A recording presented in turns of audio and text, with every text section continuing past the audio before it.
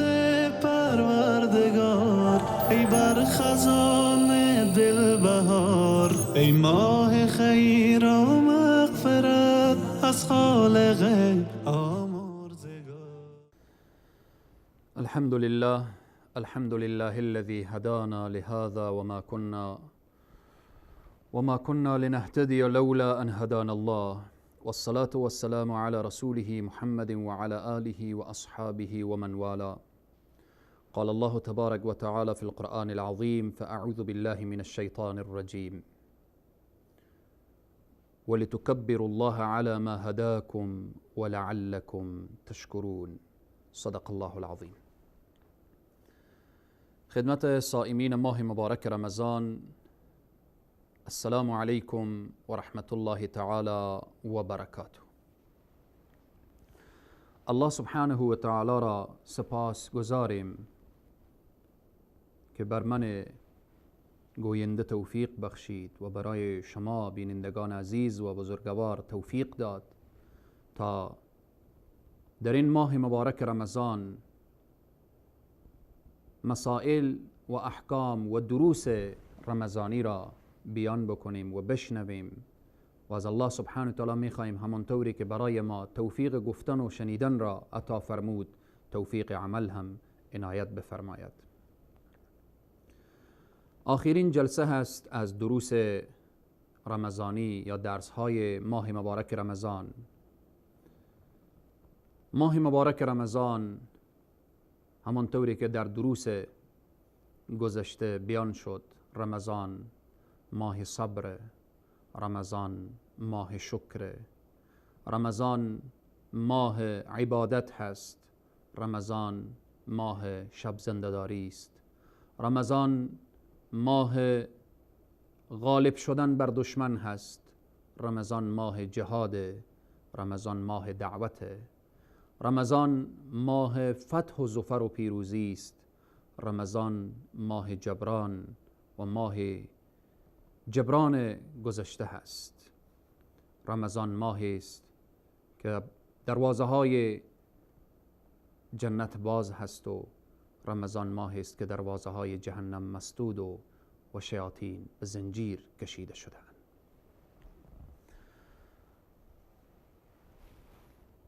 الان واجب دیگر از واجباتی که مرتبط میشه به ماه مبارک رمضان و ارتباط میگیره به این 29 روز یا 30 روزی که به عبادت الله سبحانه و تعالی سپری کردید، که آن عبارت از مسئله صدقه فطر و مسئله عید هست. پیرامون صدقه فطر یا زکات فطر، رسول معظم اسلام صلی الله علیه و سلم در حدیثی سیدنا عبدالله بن عمر رضی الله عنهما روایت میکنند و میفرمایند: فرض رسول الله صلی الله علیه و سلم زکات الفطر. فرض نموده رسول اکرم صلی الله علیه و سلم زکات فطر را، و رسول الله صلی الله علیه و سلم از پیش خود چیزی نمیگویند. و ما ینطق عن الهوى ان هو الا وحی یوحى. وحی الله سبحانه و تعالی هست.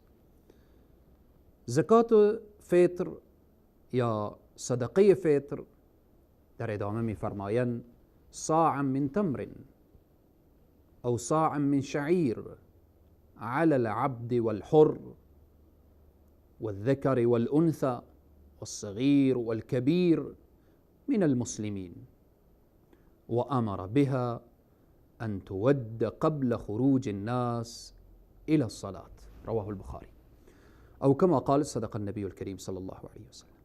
صدقه فطر برای هر مسلمانی که قوت یومیه خود را داشته باشه، یعنی خرج و خوراک روزانه خود را داشته باشه، برایش واجبه تا اینکه بپردازه.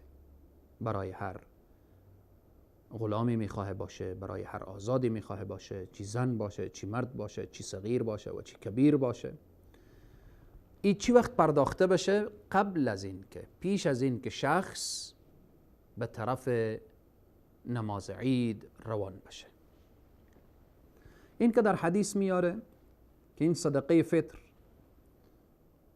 یا خرما باشه یا شعیر جو باشه، این نظر به فقها و اینها بیان کردن، نظر به مناطق و عرف و عادتی که در منطقه و فقرا و مستضعفین به او نیاز داره. بعضی مناطق هست برنج هست، فقیر از برنج استفاده میکنه. بعضی مناطق هست گندم هست، از گندم استفاده میکنه. بعضی مناطق هست شاید فقیر برنج و گندم داشته باشه، پولش داده بشه. هدف و اصلی و اساسی از این صدقه فطر چیست؟ به اینه که حکمتی و تطهیر للصائم من الرفث واللغو. بدون شک کاستی که در رمضان، در روزه رمضان پیدا شده، نقص و زیانی که در رمضان در روزه پیدا شده، این صدقه فطر او را پاک میکنه. حکمت دیگرش فرحت و خوشحالی برای فقرا و مستمندان. همانطوری که در ماه مبارک رمضان فقیر و غنی یکسان بودند، هر دو لبها خشکیده بود، هر دو گرسنه بودند، هر دو تشنه بودند. الله سبحانه و تعالی میخواهد در روز عید، روز عید که روز فرحته، روز عید که روز خوشحالیه، الله سبحانه و تعالی میخواهد که فقیر و غنی مساوی باشند، دست فقیر دراز نباشه. روز عید، در روز عید فقیر هم لباس نو داشته باشه، فقیر هم با راحت کامل رو به طرف نماز بیایه. همچنین از حکمتهای صدقه فطر اینه که زکات یا این صدقه فطر جسم را پاک میکنه. حتی در قرآن هم اشاره شده قد افلح من تزکا و ذکر اسم ربه فصلی. رستگار کسیه که نفس خود را تزکیه بکنه. و همچنین از حکمتهای صدقه فطر به جا آوردن شکر الله سبحانه و تعالی. ای الله، تو توفیق عبادت دادی، تو توفیق تلاوت دادی، تو توفیق دعا و ذکر و بیدار شدن در وقت سحر و توفیق روزه و نماز و اینها را تو توفیق دادی. این صدقه فطر شکرانه هست، به شکرانه این که درست و صحیح بتوانستی عبادت الله را سپری و عبادت الله را درست و صحیح انجام بدی. این به طور خلاصه و فشرده پیرامون زکات و یا صدقه فطر، زکات فطر و یا صدقه فطر. در قسمت صلاة عید، عید روز فرحت و خوشحالی، الله سبحانه و تعالی در ابتدای آیه وقت شروع میکنه یا ایها الذین آمنوا کتب علیکم الصیام كما كتب على الذين من قبلكم لعلكم تتقون أياما معدودات. بعد آیه بعدی شهر رمضان الذي انزل فيه القرآن هدى للناس وبينات من الهدى والفرقان. در اخیر آیه میفرمایه ولتكبروا الله على ما هداكم. حالا دیگه به این هدایتی که الله شما را، به این راهنمایی که الله شما را داشته در این ماه، شما دیگه الله را به بزرگی یاد کنید. ولعلکم تشکرون، تا بنده شاکر الله باشید. این یاد کردن الله سبحانه و تعالی چیست که الله می فرماید ولتکبروا الله علی ما هداکم؟ این تکبیرها لحظه که ماه شوال داخل میشه، ماه رمضان تمام میشه، تکبیرها شروع میشه. الله اکبر، الله اکبر، الله اکبر، الله اکبر کبیرا، الله اکبر کبیرا والحمد لله کثیرا و سبحان الله بکرة و اصیلا. این تکبیرها زمزمه میشه. شب عید این تکبیرها هست. ولتکبروا الله على ما هداکم ولعلکم تشکرون. شب عید شب گناه نیست که بعضی انسانها فکر میکنن رمضان رفت دیگه شروع میکنن به رقص و به پایکوبی و به ساز و به موسیقی و به لهو و لعب. شب عید شب است که الله سبحانه و تعالی به بندگان خود عیدی میده. عیدی الله چی هست؟ عفو، بخشش، جنته. ای الله، ای الله، روز عید همه اطفال گرد پدر و مادر خود میچرخن با امید این که پدر دست به کیسه کنه و برای اطفال خود عیدی بده. ای الله، تو از پدر و مادر مهربان تری.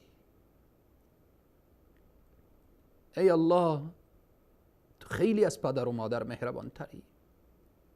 امروز همه ما به منزله یک گدا دست ما طرف تو دراز است. زن و مرد همه دست ما طرف تو دراز است. از تو میخواهیم که تو عیدی ما، از تو عیدی میخواهیم، از تو عیدی میخواهیم. ای کریم مهربان، ای رب مهربان، ای پروردگاری که از پدر و مادر مهربان تری. عیدی ما عفو ما باشه، عیدی ما بخشش باشه، عیدی ما این باشه که قلم عفو را بر گناهان ما بکشی و ما را از آتش جهنم نجات بدی و ما را وارد جنت الفردوس بگردانی. عید و احکام عید. صبح عید وقتی که شخص نماز صبح میخوانه، از جمله آمادگی های نماز عید هست زمانی که خورشید بلند میشه یک نیزه، یعنی وقت اشراق میشه، همون وقت نماز عید هم داخل میشه. شخص آمادگی نماز را میگیره، 2 رکعت نماز با تکبیرها و با خطبهش. رعایت نظافت، غسل نمودن، خوشبویی نمودن، پوشیدن لباس جدید و یا لباس نو، نظیف، پاک، قبل از اینکه خروج به طرف نماز داشته باشه. چیزی را خوردن، چیزی را بخوره، مستحبه در عید فطر. اگر خرما باشه بهتر. در روز عید روزه گرفتن حرام هست. انسان حق نداره روز اول عید روزه بگیره، اما از روز دوم در عید فطر اجازه هست که روزه شوال 6 روز بگیره. و اگر در همین ماه شوال در هر روزی غیر از روز اول 6 روز شوال را روزه بگیره، اجر عظیم و بزرگی داره. میتونه پی در پی بگیره، میتونه بالاخره با فاصله روزها بگیره روزه شوال. فرصت خوبی است روز عید تا صله رحم به جا بشه.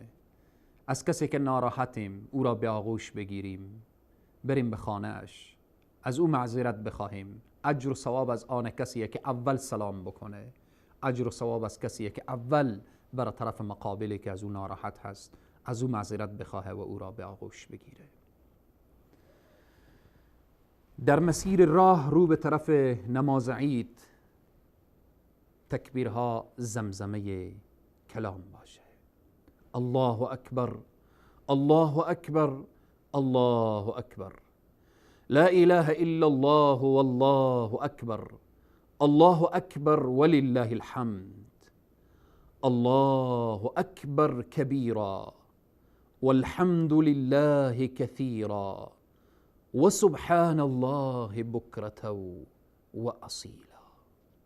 چی لحظه است که انسان خوشحالی میکنه و خوشحالیش اینه که اطاعت از الله نموده. 1 ماه روز در صیام بوده و شب در قیام بوده، 1 ماه به تلاوت و به ذکر و دعا بوده، الله سبحانه و تعالی می فرمایه قل بفضل الله و برحمته فبذلك فلیفرحوا.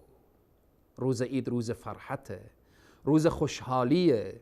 وقتی فضل الله شامل حال شما شد شما خوشحال باشید.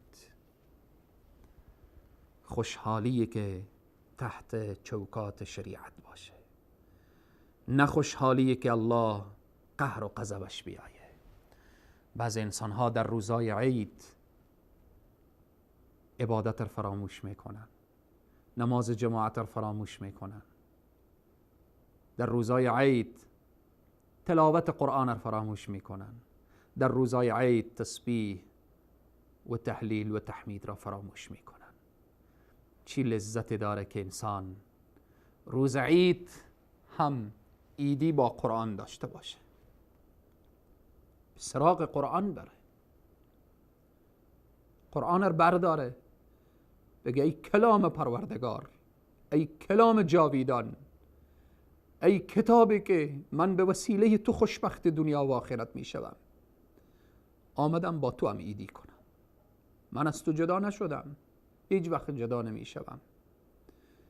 چی لذت داره که روز عید تلاش بشه که انسان صف اول به جماعت باشه تا الله سبحانه و تعالی ببینه که این بندش ثمره روزه و نتیجه روزه در وجودش هست.